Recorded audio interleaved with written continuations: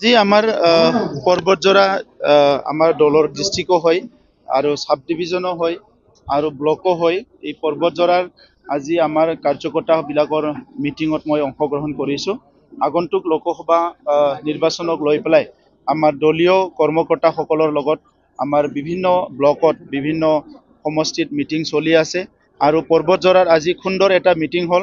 ইয়াত সকলো আমাৰ প্ৰাইমাৰী কমিটি সকলো VCDC উপস্থিত আছে আৰু আজি মই আলোচনা কৰি এই কথাটো গম পালোঁ যে দীঘলীয়া সময় BPFৰ যিটো অপশাসন দুৰ্নীতি আছিলে এই কথাটো পৰ্বতজৰা ৰাইজে খুব ভালকে বুজি পাইছে আৰু এতিয়া পৰ্বতজৰাত UPPL বহুত শক্তিশালী ৰূপত আজি তেখেতসকলে কাম কৰি আছে।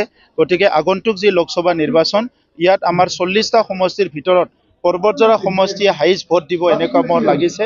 সেইকাৰণে মই আমাৰ পৰ্বতজৰাৰ যিসকল কৰ্মকৰ্তা কাৰ্যকৰ্তা বিষয়ববীয়া আছে মই সকলোকে ধন্যবাদ জনাইছোঁ আৰু অনাগত দিনত এই পৰ্বতজৰা অঞ্চলত শান্তি সম্প্ৰীতি সমন্বয় সকলো জাতি জনগোষ্ঠীৰ মাজত মৰম স্নেহ বিশ্বাস এইটো যাতে অটুট থাকে ইয়াৰ কাৰণে মই ভগৱানৰ ওচৰত প্ৰাৰ্থনা কৰিছোঁ।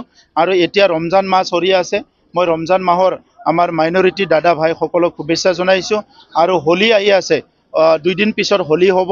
এই কাৰণে আমাৰ যিসকল হিন্দু দাদা ভাইসকল আছে সকলোকে মই হোলীৰ শুভেচ্ছা জনাইছোঁ। কোকৰাঝাৰ লোকসভা সমষ্টিত যেহেতু মাইনৰিটিৰ এটা বেছ আছে, ডাঙৰ এটা ভোট আছে মাইনৰিটি, এই ক্ষেত্ৰত দেখা গৈছে UDF-এ কিন্তু BPF-ক সমৰ্থন কৰা দেখা গৈছে। এই ক্ষেত্ৰত আপোনালোকৰ ইউপিলৈ কিয় অসুবিধা হ'ব নেকি? এতিয়ালৈকে দেখা নাই, আমি শুনিহে আছোঁ, কিন্তু UDF-এ BPF-ক হেল্প কৰা বুলি দেখা নাই, মানে কথাটো শুনিহে আছোঁ। এতিয়া কথা হৈছে কি যে আজি UDF-এ কি কাৰণত BPF-ক ইয়াত সমৰ্থন দিব ইয়াৰ যুক্তিটো মই নাজানো, কাৰণ ইয়াত সংঘাতবিলাক আগত যিটো হৈ গ'ল এই সংঘাতময় পৰিৱেশটো হিংসাত্মক পৰিৱেশটো কেনেকৈ দলবিলাকে পাহৰি গৈছে মই নাজানো। যে 17 বছৰ BPF-ৰ সময়ত যিমানখিনি পৰিৱেশ পৰিস্থিতি বিনষ্ট হৈছিলে, আমাৰ জাতি জনগোষ্ঠীৰ মাজৰ সমন্বয় শেষ হৈ গৈছিলে, এই অঞ্চলটো এটা হিংসাত্মক অঞ্চল হিচাপে ৰূপান্তৰ কৰা হৈছিলে। আজি এই পৰিৱেশ সম্পূৰ্ণভাৱে আজি পৰিৱৰ্তন হৈ গ'ল। আজি শান্তি আহিল, নিৰাপত্তা আহিল, সমন্বয় আহিল, সুন্দৰ এটা পৰিৱেশ আহিল। গতিকে দল সংগঠনে নিজৰ নিজৰ কথাটো চিন্তা কৰিব, কিন্তু যোনে যি চিন্তা নকৰক কিয় 35 লাখ জনসাধাৰণৰ শান্তি সম্প্ৰীতি উন্নয়ন ঐক্যতা আৰু এই অঞ্চলৰ নিৰাপত্তাৰ কথাটো যাতে চিন্তা কৰে মই সেইটোকে সকলোকে আপিল কৰিছোঁ। আগন্তুক লোকসভা নিৰ্বাচনত আছে UPPL-ৰ মেইন এজেণ্ডা কি হ'ব, কি লৈ আপোনালোকৰ ৰাইজৰ মাজত? কি লৈ বুলি নহয়, আমি কি নল'ম সেইটোহে কথা। আজি UPPL-এ 3টা বছৰত ইমান কাম কৰিলে, কোনটো কথা ক'ম আমি, আমাকতো মানে কথা ক'বলৈ 3 ঘণ্টা 4 ঘণ্টা লাগিব।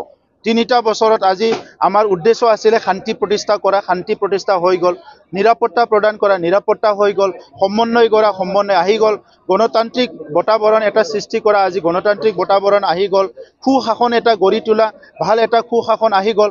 ইয়াত কোনো ঘোষ ঘাছৰ এটা পৰিৱেশ নাই, হাজাৰ হাজাৰ মানুহ চাকৰি পাইছে, 8 পইচাও ঘোষ দিব লগা হোৱা নাই।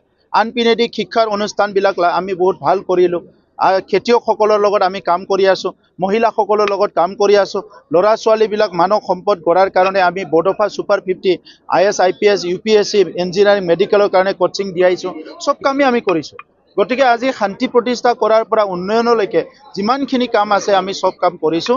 ৰাইজৰ ওচৰত যাবলৈ আমাৰ কোনো শংকা নাই, আমাৰ বিশ্বাস আছে, আমাৰ ৰাইজৰ ওপৰত সম্পূৰ্ণভাৱে আস্থা আছে। সেইকাৰণে এইটো নিৰ্বাচন আমাৰ কাৰণে কোনো এটা কমপ্লিকেটেড নিৰ্বাচন নহয়। এফালেদি প্ৰধানমন্ত্ৰী নৰেন্দ্ৰ মোদী ডাঙৰীয়াই ভাৰতবৰ্ষখন বিকশিত ভাৰত গঢ়াৰ যিটো এটা এজেণ্ডা তৈয়াৰ কৰিছে, এইটো ৰাইজে ইতিমধ্যে বুজি পাইছে, আঁচনিবিলাক গ্ৰাছৰুটত আহি পাইছে। আমাৰ মুখ্যমন্ত্ৰী ডক্টৰ হিমন্ত বিশ্ব শৰ্মা ডাঙৰীয়াই অসমখন যেনেকৈ উন্নত এখন ৰাজ্য হিচাপে গঢ় দিব বিচাৰিছে, ইয়াৰ নমুনা ৰাইজে ইতিমধ্যে দেখিবলৈ পাইছে। BTR-ত আমি শান্তি প্ৰতিষ্ঠা কৰাৰ কাৰণে উন্নয়নৰ কাৰণে কাম কৰিছে, ৰাইজে দেখিবলৈ পাইছে। গতিকে ইয়াত আৰু বেলেগ ইছ্যু নাই, চব ইছ্যু আমাৰ হাতত, বিৰোধীৰ হাতৰ একো ইছ্যু নাই।